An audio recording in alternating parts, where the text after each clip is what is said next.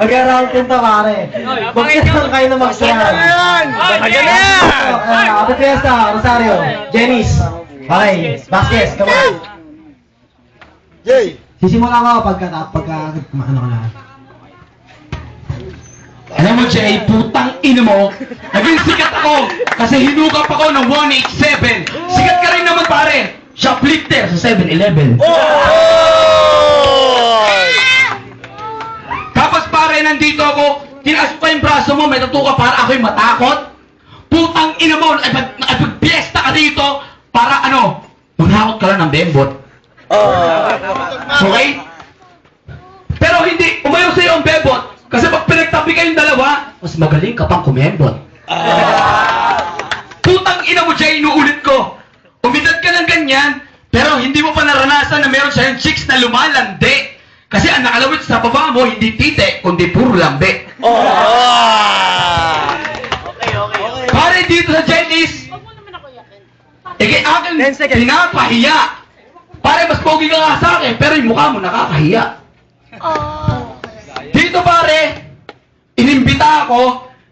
Okay, yung mga tol dito, ako'y pinahihintulutan. Pero putang ina mo sa inuman, ginagawa kitang pulutan. Okay. Round 3. Basta na Okay, round 3 ha. Basta nga kay Jay, pare. Tito Mark! Tito Mark! Tito Mark! Kumenta ka ba nakikinig? Hindi, yung komenta muna na makikinig. Oo, komenta muna kung sino yung nakagusto nila. Okay, bibigyan mo natin kay Jay. Okay. Andre! Tingnan mo na.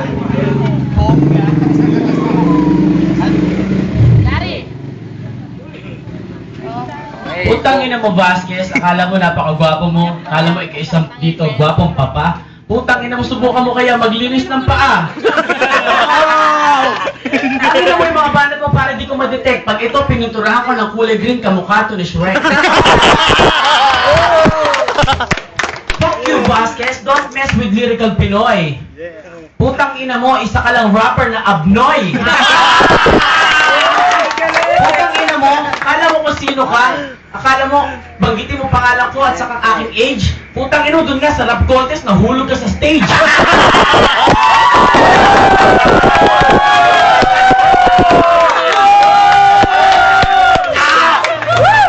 Don't fuck with me, dog. Alam mo naman kung ano dapat mong tahakin. Kasi yung agwat ng ating mga kaalaman. 10 seconds. Ikaw mukha kang Hudyo na pinarusahan.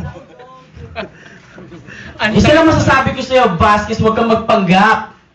Nakakahiya ka. Para ka natalo dun sa flip-top battle, pangalan yung gap.